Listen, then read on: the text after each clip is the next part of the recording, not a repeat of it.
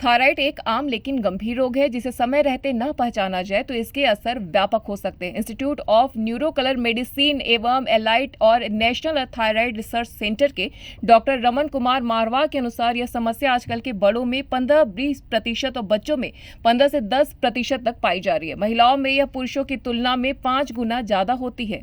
आइए जानते हैं क्या है थायराइड। थायराइड एक ग्लैंड है जो शरीर के मेटाबॉलिज्म को नियंत्रित करता है।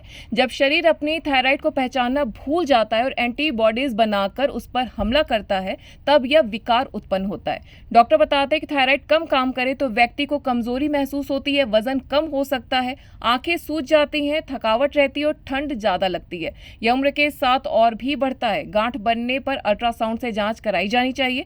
हर साल इसकी स्क्रीनिंग जरूरी है ताकि समय रहते कैंसर या अन्य खतरे को पहचाना जा सके। 1986 में तय हुआ था कि नमक में आयोडीन मिलाया जाए। 2003 की एक रिपोर्ट के अनुसार प्रति किलो नमक में 30 मिलीग्राम आयोडीन जरूरी है। आज 50% लोगों में आयोडीन का स्तर 200 से 300 माइक्रोग्राम तक पहुंच गया है, जो चिंता की बात है। डॉक्टर के मुताबिक बच्चों में थायराइड की कमी से मानसिक विकास धीमा हो सकता है, पढ़ाई में कमजोरी आ सकती है और शरीर की ग्रोथ रुक सकती है। आइए अब जानते हैं कि थायराइड से बचाव के लिए क्या करें। एक गोली रोज ले, जांच कराते रहो, नमक में आयोडीन की मात्रा पर ध्यान दें।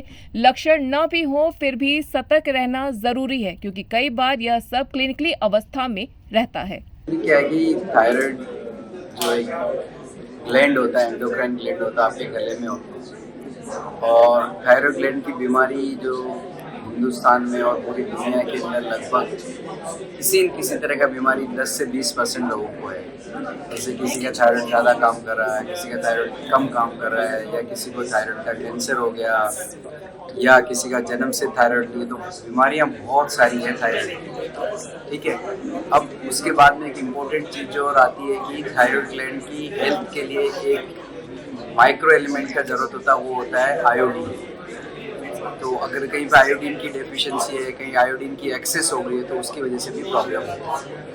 अब जो आम पब्लिक को जानने की जो चीज़ होती है कि थायराइड ग्लैंड या तो कम काम करती है, जिसको हम बोलते हैं हाइपोथायराइड, या थायराइड ग्लैंड ज़्यादा काम करती है, उसको बोलते हैं हम हाइपरथायराइड। जो ग्लैंड जब कम काम करती है, हाइपोथायराइडिज्म होता है, तो उसको हमें बाहर से दवाई देना पड़ता है, वो थायराइड हार्मोन अवेलेबल है।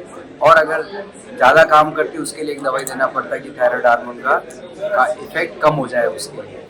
तो जो कम काम करती है वो बीमारी ज़्यादा कॉमन है, और ये जनरल पब्लिक पे भी लगभग 10 से 15% लोगों को है, और ये महिलाओं में ज़्यादा कॉमन है कंपेयर टू जेंट्स के अंदर। और इसका लेवल जो है प्रेगनेंसी के अंदर भी बहुत इम्पोर्टेंट है। आज के 15 साल 20 साल पहले प्रेगनेंसी में कोई थायराइड का टेस्ट नहीं कराता था, लेकिन अभी ऐसा हो गया कि प्रेगनेंसी के अंदर भी थायराइड का टेस्ट, हर प्रेग्नेंट पेशेंट का थायराइड का टेस्ट होता है। और उसका अगर थायराइड की डेफिशिएंसी, हार्मोन की डेफिशिएंसी, उसको तो ट्रीट करना होता है, नहीं तो उसकी वजह से प्रेगनेंसी होने में भी प्रॉब्लम होता है, ठीक नहीं हो तो।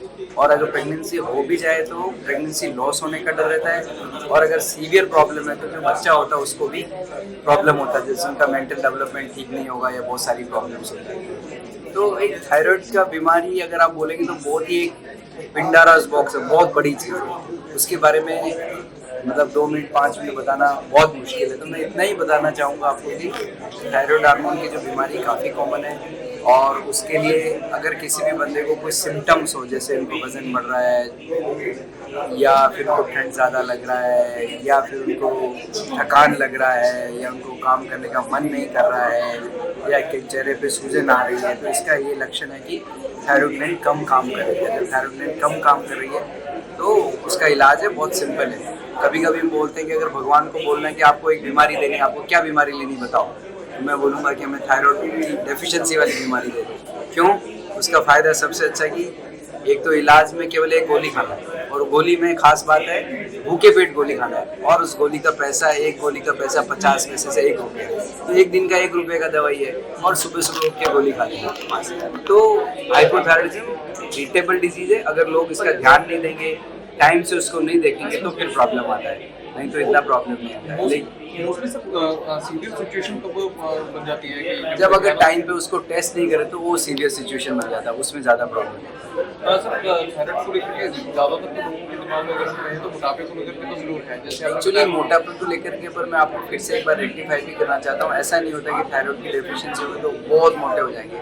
केवल उन लोगों को जबकि थायराइड की डेफिशिएंसी बहुत सीवियर होती है तब वजन बढ़ता है। मतलब जैसे कि हल्का थायराइड का प्रॉब्लम है, TSH 10-12 बढ़ा हो तो उसमें उतना वजन नहीं बढ़ता है, लेकिन लोगों का ये मानना हो जाता है कि अरे मेरे को तो थायराइड की वजह से वजन बढ़ रहा है। तो उसको मिथ को दूर करना है कि ऐसा नहीं है कि आपका थायराइड की बीमारी हो गई तो आपका वजन बढ़ेगा ही बढ़ेगा, ऐसा नहीं है। लेकिन अगर उसको बहुत दिनों तक ट्रीट नहीं करे तो प्रॉब्लम होती है और उसकी वजह से दिक्कत होती है। सर एडवांस ट्रीटमेंट की बात करें तो एडवांस ट्रीटमेंट का मैम है ना, हर चीज़ के लिए अलग अलग बीमारी का अलग अलग इलाज है। जैसे एडवांस ट्रीटमेंट जो हाइपोथायराइडिज्म उसमें कोई स्पेसिफिक एडवांस ट्रीटमेंट नहीं है।